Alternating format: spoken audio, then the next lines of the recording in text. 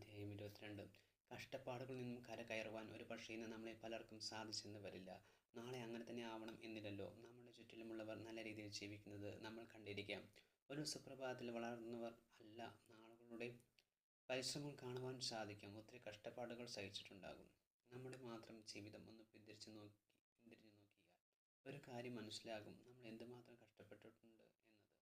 എല്ലാവരും കഷ്ടപ്പെടുന്നത് നല്ലൊരു നാളേക്ക് വേണ്ടിയാണ്. നാളെ എന്ത് സംഭവിക്കുമെന്നതൊരു ചോദ്യമാണ്. ആകാംക്ഷ നിറഞ്ഞതാണ്. ഇന്ന് നമ്മുടെ കയ്യിൽ ഇല്ലാത്തത് നാളെ നമ്മുടെ കയ്യിലേക്ക് വരാം. നാം ആകാംക്ഷയോടെ കാത്തിരുന്നാൽ നമ്മൾ ആഗ്രഹിക്കാത്തത് നമുക്ക് കിട്ടണമെന്ന് വാശി പിടിക്കാറില്ല. അതിനുവേണ്ടി ആകാംക്ഷയോടെ കാത്തിരിക്കാറുമില്ല. നമുക്ക് കിട്ടുമെന്ന് ഉറപ്പുള്ള, വേണമെന്ന് ആഗ്രഹിക്കുന്ന കാര്യങ്ങളിൽ മാത്രമാണ് നമ്മൾ ആകാംക്ഷ പ്രകടിപ്പിക്കുന്നത്. ജീവിതത്തിൽ ആകാംക്ഷയുണ്ടാകണം. ജീവിതം കരുതി വച്ചത് സന്തോഷത്തോടെ സ്വീകരിക്കാൻ, മറ്റുള്ളവർക്ക് ജീവിതത്തിൽ സന്തോഷം പകരുവാൻ ആകാംക്ഷ സഹായകരമായി